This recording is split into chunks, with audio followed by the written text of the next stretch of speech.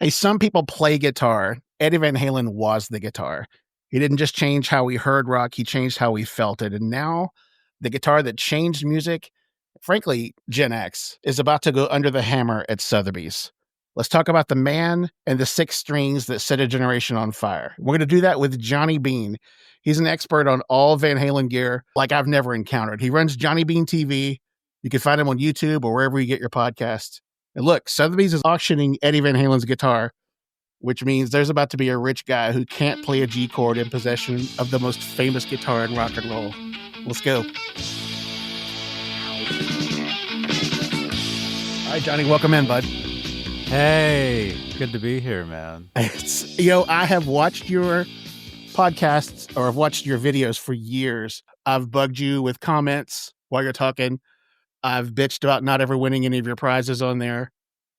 And I'll certainly link your show to the show notes here. Cool. Thank you so much. You bet. So let's talk first. I went to the Sotheby's site and read the whole write-up about the guitar. They have great professional photography of what's being auctioned.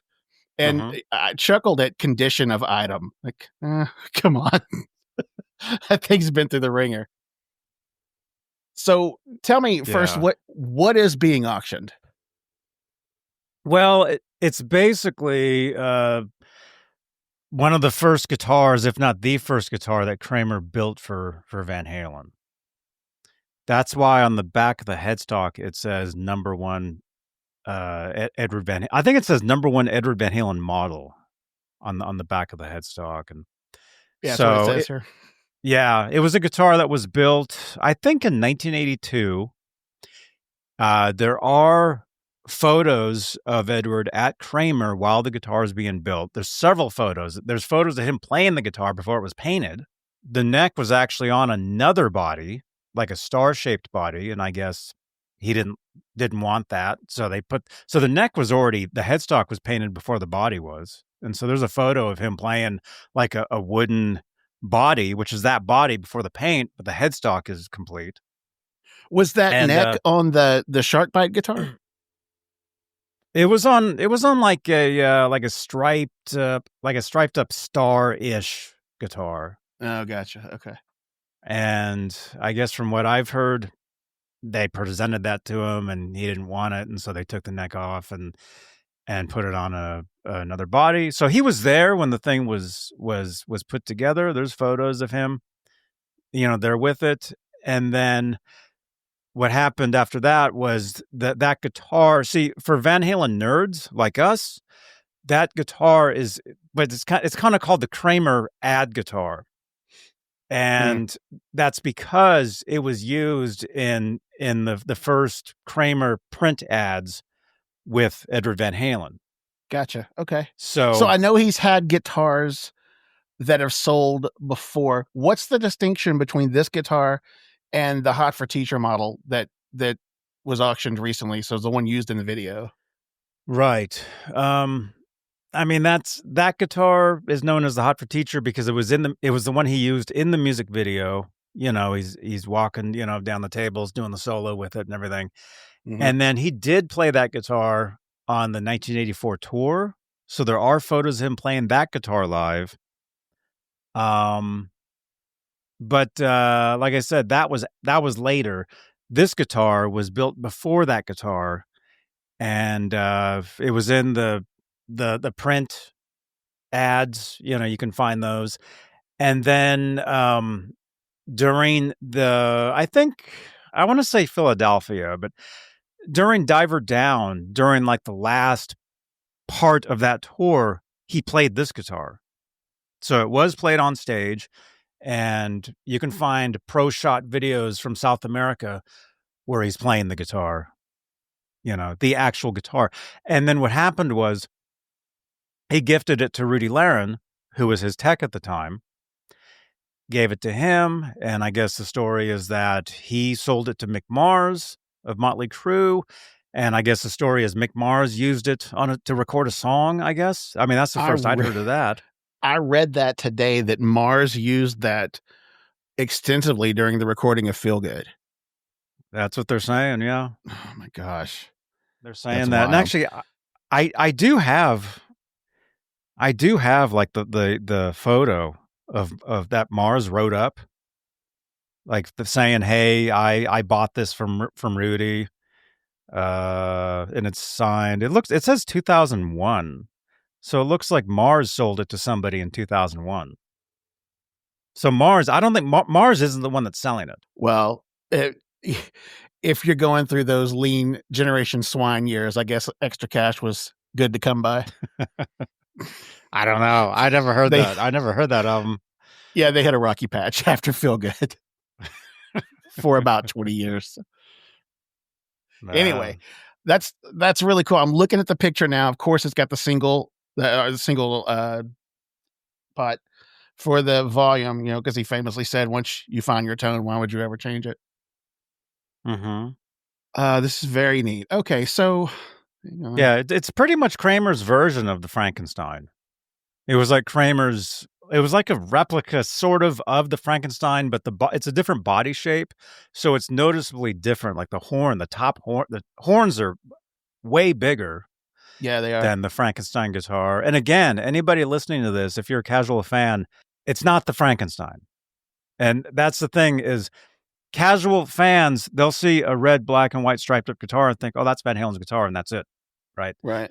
No, there was the ones that he played, the Frankenstein, the Kramer 5150. Those were the two main ones. There was backup ones.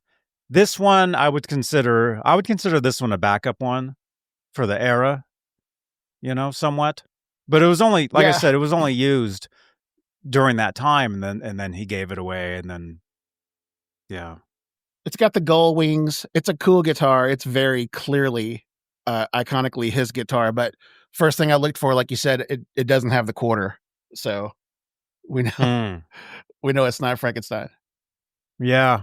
Yeah. And you know what else it had, which I totally forgot about? Because I saw the guitar yesterday in person. And what I totally forgot about was there used to be, like when he played the guitar live, there's footage of him playing it.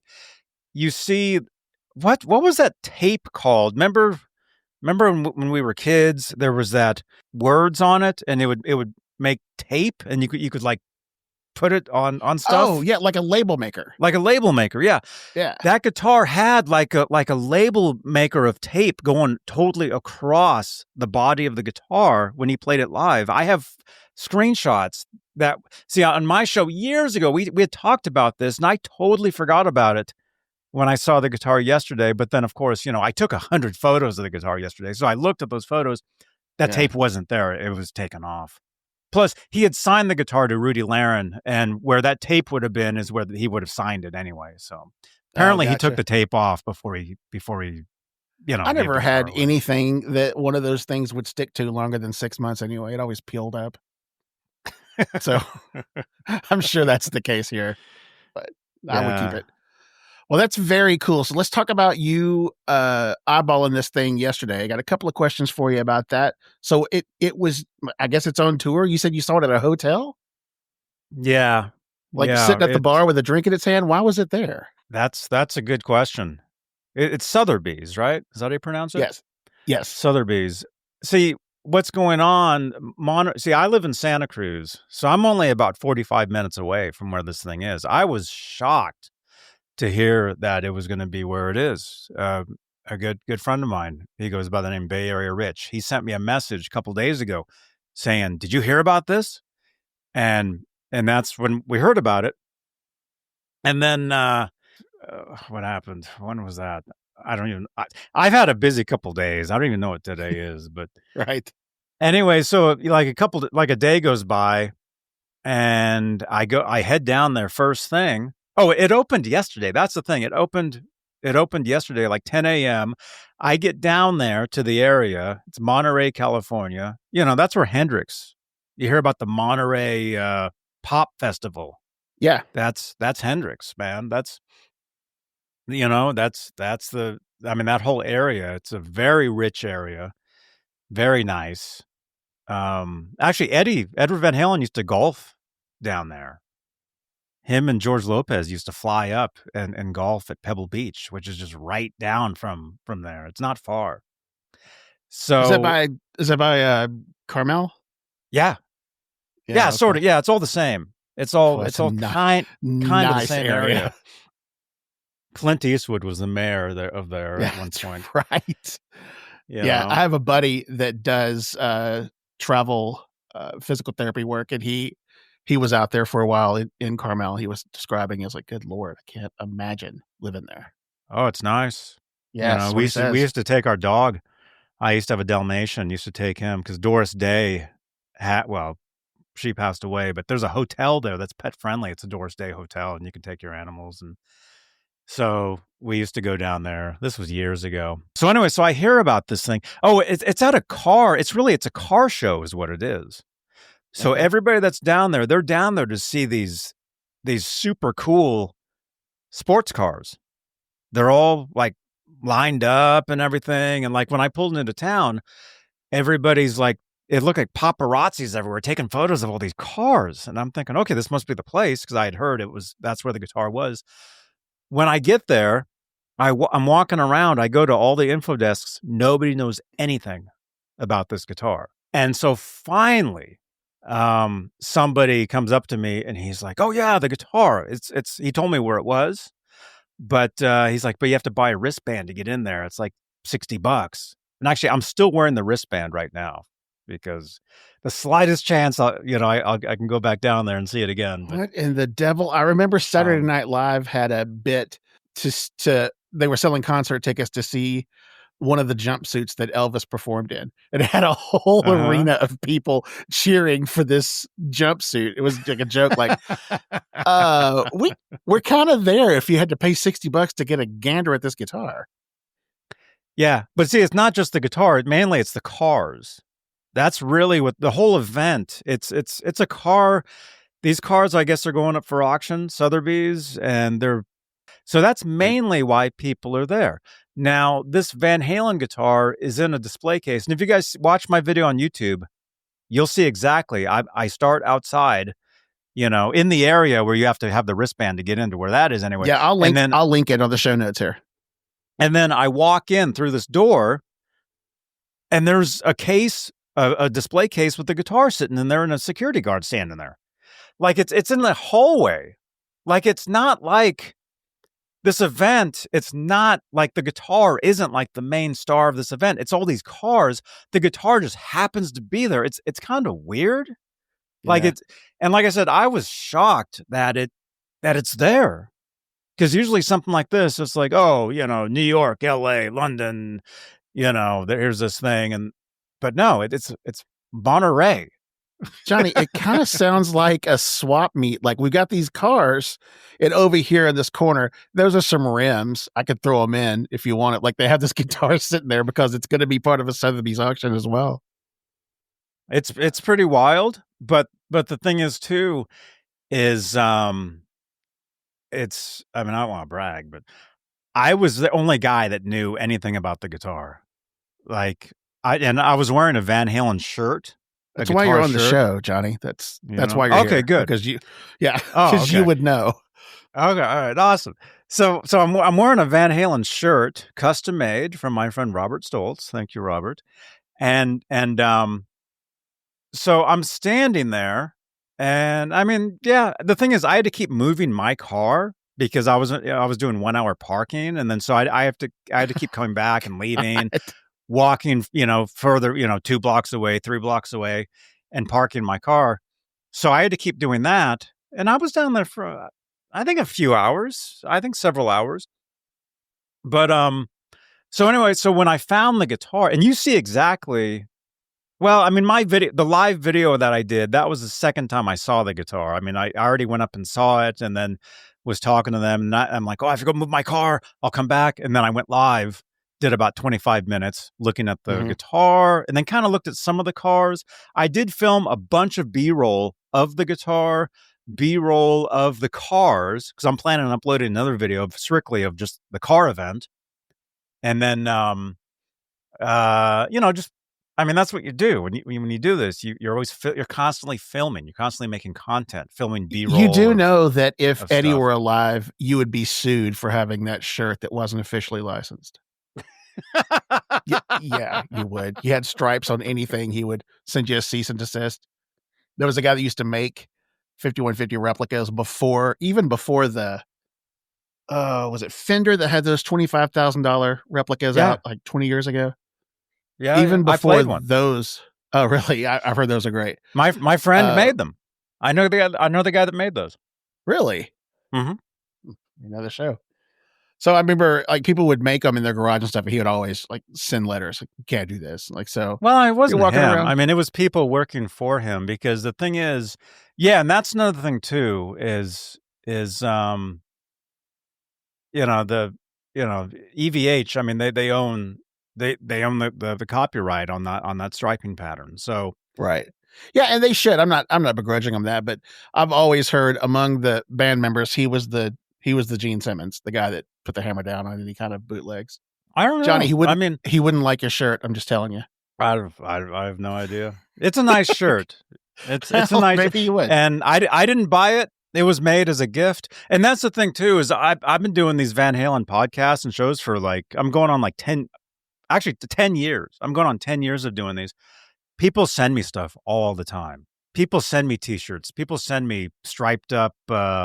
Somebody sent me like a little dog toy, like a guitar they made for my dog, which Oh, actually I cool. have. I have it in the background here in my studio here.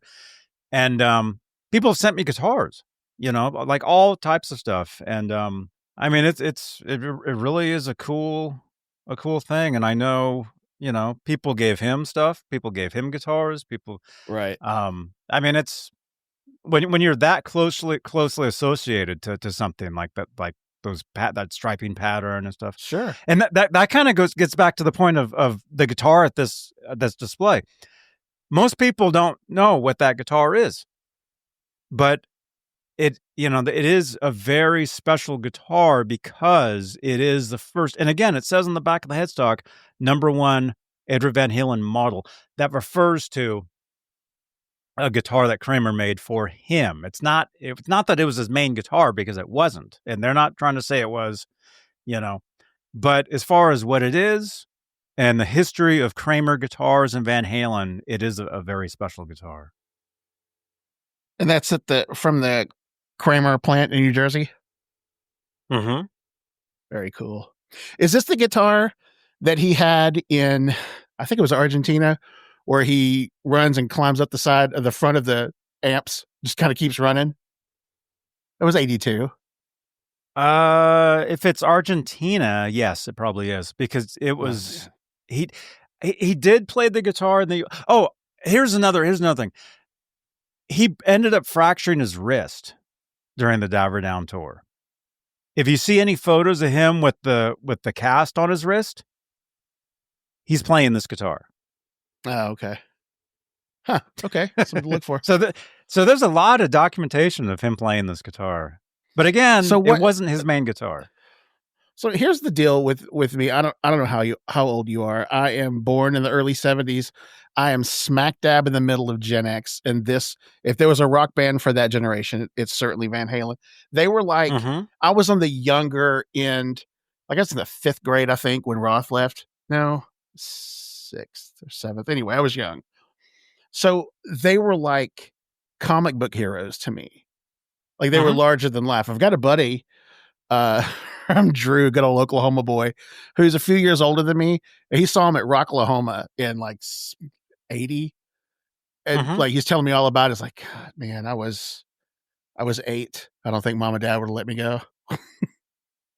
So, I missed out on that age, but there's just so much myth of the band. Now, there have been um high profile guitars auctioned in the past, and most famously probably is David Gilmour's Black Strat, sold for almost $4 million. Clapton, Allman, Garcia, Kurt Cobain, just Mm-hmm. probably some millennial tech bro that bought that thing. It was the acoustic. Was it the acoustic from the I think MTV so. Unplugged? Yeah. So I mean, first of all, if I were to own this thing, I would wrap it in bubble wrap. It would never see daylight, like, of course. But I hope a Yeah. collector gets it. I hope somebody really will appreciate it, or it gets a museum or something. That'd be nice, but I doubt it. I think it's gonna be some doctor or lawyer or something, and they're just gonna, put it away. Well, God Who bless him. Yeah. who knows? I have no idea.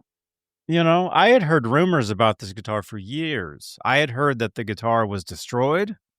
I had heard the guitar was. I've heard several things about this guitar. I'm still in shock that I actually saw it because I had heard rumors that it was on display at a music store at one point. I don't know if that was Oh, ever true. Um, I had heard that it was destroyed, like smashed up by somebody. Obviously not true, you know? good Lord. But Imagine that. I'm really happy that I got to see it and document it myself and make my video with it and and just kind of be like I know what it is, right? So Right. it's just kind of cool, to be able to be a part of that and So maybe it's like I said earlier, it is to my generation, it's the A-Team van or kit, Night Rider, or it is just ingrained it's in. it's like the backup kit. Right, I gotcha. So it's you're right. It's probably going to be some hedge fund dude that buys it, and God bless them, man. If they've made the money and they've got that kind of disposable income on a cool conversation piece on the wall in the living room, God bless them. I hope I get to see it one day. Mhm. So, you know, let's touch on quickly the cultural impact, like I mentioned with Van Halen. Like, the hard rock soundtrack of the '80s, MTV dominance in the early days. Mhm. Countless teenagers, blew allowances on cheap Strat copies. So the guitar itself. So you were there. Tell us why it's not just a piece of wood. Well, because it was I mean, like I said, the neck was made first, the headstock was painted first. It was on a different body. The body, I think I I mean, I guess we can look this up, but from everything I've heard over the years, I think it was called a Walker body. It was just another or like a sports body, I think was the company, and Kramer used these other bodies. It's a very unique shaped body. There's no other Van Halen guitar that looks like this as far as the I've body heard shape. heard it was a Charvel.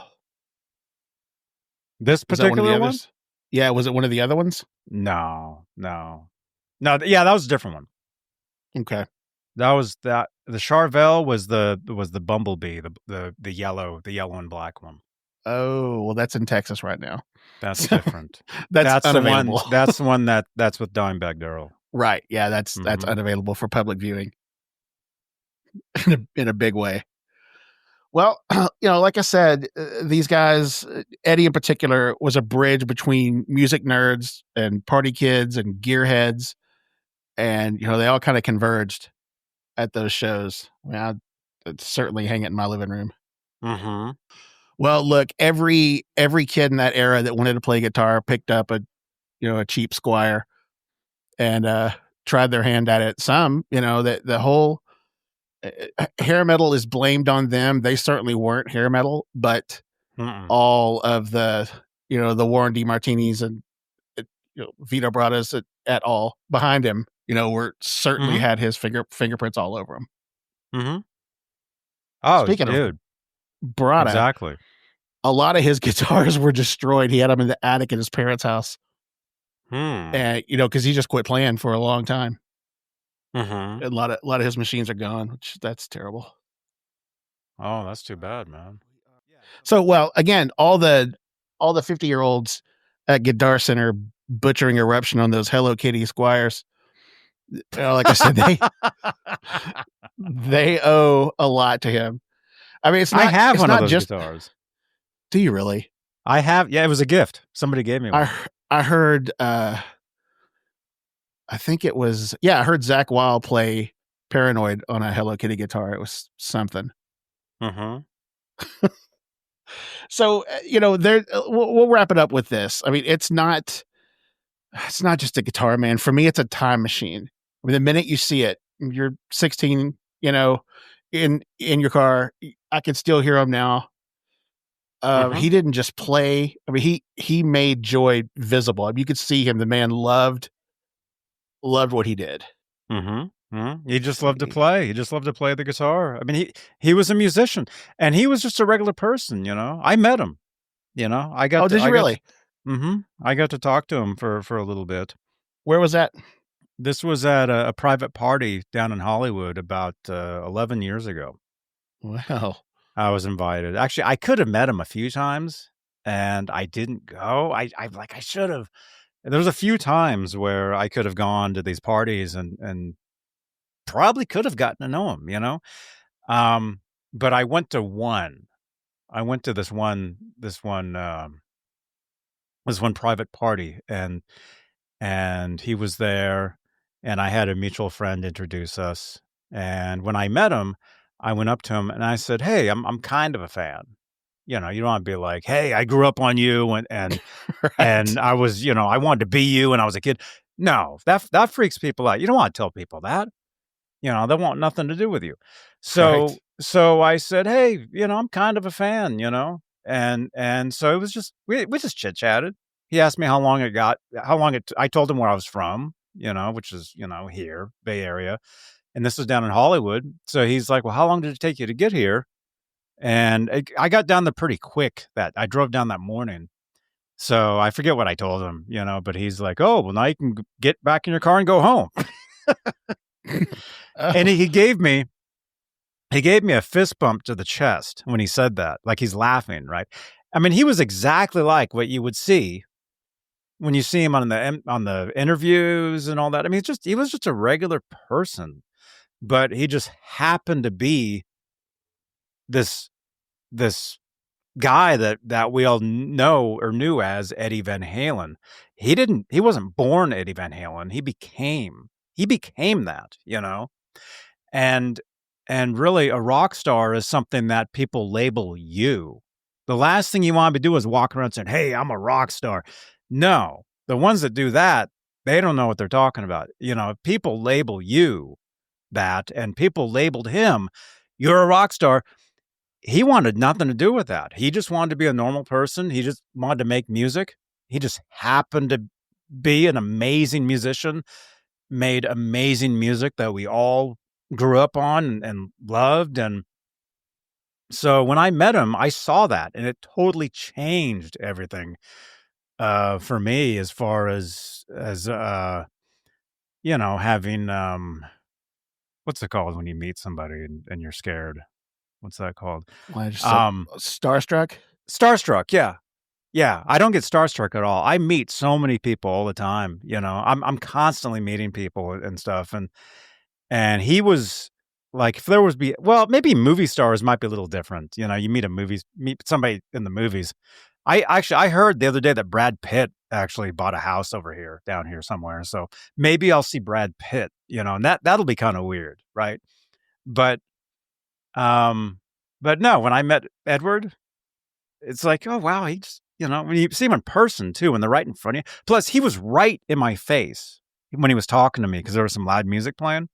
So he was right in my face, and this restaurant, it had these sausage or hors d'oeuvres, and I remember he must have had those because he's talking right in my face, and I could smell the sausage hors d'oeuvre on his breath. That's how close he was to me, and it just totally it. You know, you grow up on your hero, and all of a sudden they're right in your face, talking to you, joking with you, and he's just a normal dude. Well, here's the You deal. know, Speaking of normal dude, you went to a Hollywood party with Eddie Van Halen, and Brad Pitt's your neighbor. I think the guy across the street's about to get his truck repoed. So we're not the same people. You and I. We're not. I actually do have some famous neighbors, although I can't say on here. I actually did. There actually are some famous rock stars that do live around here. Um, but you know what I'm saying though? It's like with him, once I met him, and once that happened, it just you know, it was probably a week later. I'm sitting at a stoplight, and it hit me. I'm like, I met Eddie Van Halen, and he was just some normal guy. And it just totally just changed everything for me. So now, you know, my other hero And I know this is I guess this is a Van Halen episode, but my other hero is Andy Summers from the Police. Oh yeah, Police. Yeah, the Police. Yeah, and I've actually got to meet many times, and actually the last time I saw him, like he said, "Oh, hey, Johnny," like he knows who I am. Oh, cool. And so I might be seeing him. So I might be seeing him again coming up soon. But as great a lyricist as Sting was, and just one of the best drummers they had. He might have been the best musician in that band. Oh, he was. He was the best so musician good. in that band, and that's why they got him.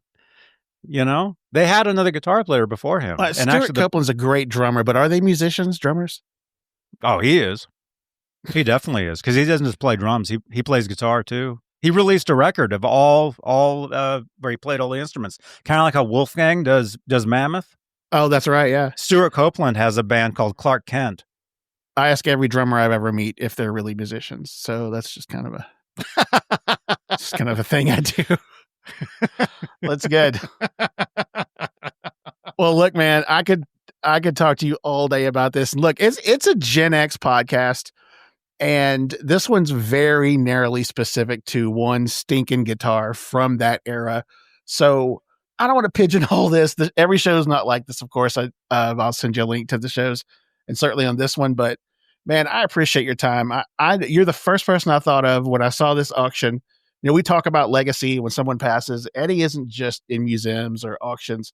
He is in every garage, basement, bedroom where someone's plugging in and thinking, you know, maybe I can do this.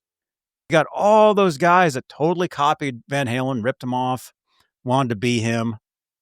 Van Halen, the name Van Halen and the guitar, that'll live on forever. And that guitar design, the red, black, and white, that'll live on forever and ever and ever. It's pretty cool that we're around to witness something like this. No, I completely agree. Because it'll never happen again. There'll never be another Eddie Van Halen. Anyway, dude, I could nerd out about these guys all day. I appreciate your time. Oh, you're welcome. All right, man. I will link your info. Right on. Yeah, I mean, you just have to go to Johnny. Actually, you can go to johnnybeane.link. That's all my links. Oh, beautiful. johnnybeane.link? johnnybeane.link. Hey, everyone. Here's a quick ask. Reviews and comments help the algorithm in some kind of math stuff that I'm not going to learn about. So please give us 5 stars and leave a comment. Every review helps us break through that math to reach more people. We're grateful for the notes that you've dropped to our social media platforms and ask that you rate, review, and share the show wherever you listen.